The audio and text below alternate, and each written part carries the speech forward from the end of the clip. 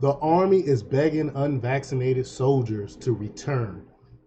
Now, I told you this was going to happen. Just because they didn't want to get the jab, they got kicked out of the military. And now there's a shortage of recruits. And now they're saying, hey, we're sorry. Won't you come back? Our bad. We made a mistake. Please come back. And I'm hoping that they don't. I'm hoping that they don't come back. I'm really do. I'm hoping that they don't come back because maybe the leadership in the military will learn a lesson and not preach this woke stuff and not try to mandate things that people don't want to do, especially if it hasn't been really tested. Now, I'm not really going to get into that because y'all know I can't talk about that here. But the main thing here is that people didn't want to get it. The government tried to mandate it, and so people got kicked out of the military for it, and now they're begging them back. So we can talk a little bit about that. But before we get started, go ahead and hit that like button, share this out so we can get this information out there. Subscribe if you're not already a subscriber, hit that alarm bell so you know when I'm putting out new stuff. Also, check out my link tree in the description. It has a link to my Patreon where I talk about things I can't talk about here. There's also a link to my Instagram and my merch store. Also, check out jjthepsychotherapist.com for news as well. All right, let's talk about this news. How times have changed. The COVID unvaccinated soldiers previously discharged involuntarily for refusing the vaccine are now being urged by the United States Army to return to service. They are also allowed to rectify their military records. In a disgraceful campaign just 2 years ago, the Pentagon was discharging soldiers who resisted COVID vaccines. Assurances were given that these discharges wouldn't impact military readiness. And I'm like, yeah, right, of course it will.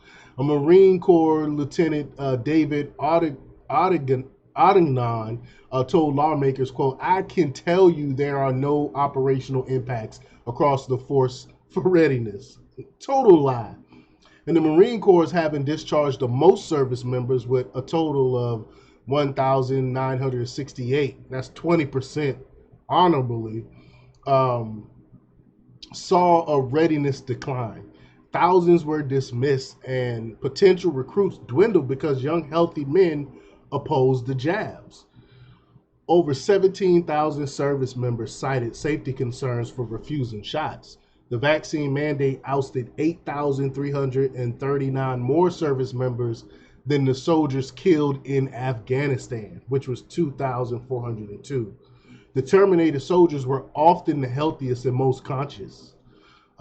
Many faced career-ending reprimands. Lieutenant Colonel Terry Kelly reported 2,767 soldiers received general officer written reprimands and hindering promotions and things like that. And 4 officers, including 2 battalion commanders, were relieved of duties but remain enlisted. I mean, this is just crazy. Just because you refuse to do that. And silence from leadership resulted in the military falling 25% short of recruitment goals. 25%. Mind you, every year more and more military people retire and leave and stuff. And they're falling 25% short. That's a big deal, especially when we got World War III going on right now. COVID vaccinations and other factors reduced the Army's end strength from 485,000 in late 2021 to around 452,000 active duty soldiers. While COVID vaccinations are now largely forgotten, the bitterness of the mandates should be remembered. Media like the LA Times once cheered the dismissals. Remember, they celebrated it. The best service members faced destroyed careers due to illegal COVID orders. And although they kept their health, their military discharge papers will be corrected. They will always remember the unfairness, the trauma, and the helplessness when commanders dismiss them for refusing experimental COVID jabs. Life isn't fair, and the soldiers haven't been compensated, but they stayed healthy and true to their principles. Appreciate the difficulty these brave souls faced in sticking to their principles amid the wreckage caused by the Biden administration's orders. It's just utterly ridiculous.